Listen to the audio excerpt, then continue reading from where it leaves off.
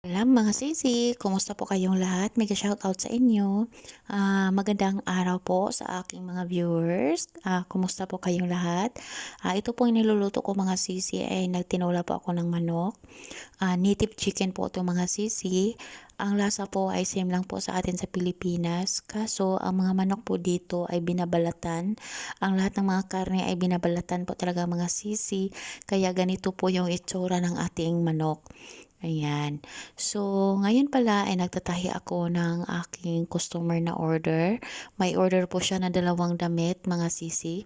At ito po ay i-deliver na po bukas. Ang ating customer po ay kabayan po natin na nakatira lang po malapit dito sa amin. Isang ano lang po kami dito, isang division, kaya subdivision, kaya malapit lang po yung bahay niya. Ida-drop lang po namin siya kapag kami ay lumalabas ni Mister. So wala pong problema. Hindi naman ako madali si sister kasi ang damit na ito ay pang summer po. Oo. Ang ating pong sister ay may asawa din siya na Pakistani. May mga 4 na anak na malalaki na. Kaya tinatahi ko siya today. Everyday po talaga ay nagtatahi ako ng mga order ng ating customer. Pag tapos na po yung mga gawain ko sa bahay, kapag wala na po akong masyadong ginagawa, kaya komportable na po akong magtahi ng mga order. Tapos umakyat ako dito sa taas mga sisi para makaano man lang sa langhap ng hangin at para din po ay makaano sa expose sa araw. Ayan.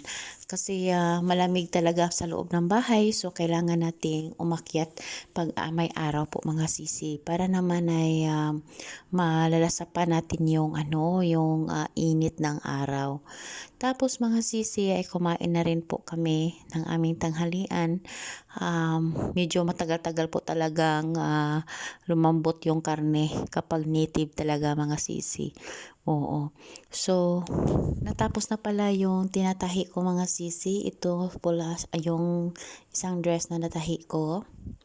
Yan po ay based lang po sa design ng gusto ng ating customer na pang summer niya na damit. Oo. Pag nagsuot na, masusuot naman niya ito sa loob ng bahay mga sisi. Tapos, gabi na ngayon mga sisi, so nagplano ako magluto ng kidney beans bukas. So, binabad ko muna yung beans. Ganito po talaga kapag magluluto tayo ng beans. Kailangan po nating ibabad ito overnight para po kinabukasan ay madali lang po siyang malambot. At mayroon po akong mga available na abaya na kung sino pong may gusto ng mga abaya, pwede po kayong mag-comment po sa baba. At sabihin nyo lang po sa akin ang kulay, tapos ibigay ko po sa inyo ang aking FB account. Ito po ay mga abaya. Maganda po ang klase ng mga tela nito mga sisi. At ang mga presyo nito ay very affordable lang. Mayroon po itong aging sa ilalim. Tapos dino-double check na po yung tahi nito. Ayan. Tapos meron din po tayo mga fancy na fabric. Ayan. Tapos, gabi na mga sisi ay before magpahinga ay nakiusap yung anak ko ng cracker. So, nilutuan ko siya ng cracker. Tapos, ini-introduce ko sa kanila yung sausawan ng cracker mga sisi. May konting suka, tapos chili at itong onions. Ayan mga sisi, alahafes, salamat po sa inyo sa panonood ng aking video. Mag-ingat po kayo mga sisi at may mega shout out sa inyo. Nawa po ay maging okay kayo at iyong araw ninyo. Alahafes.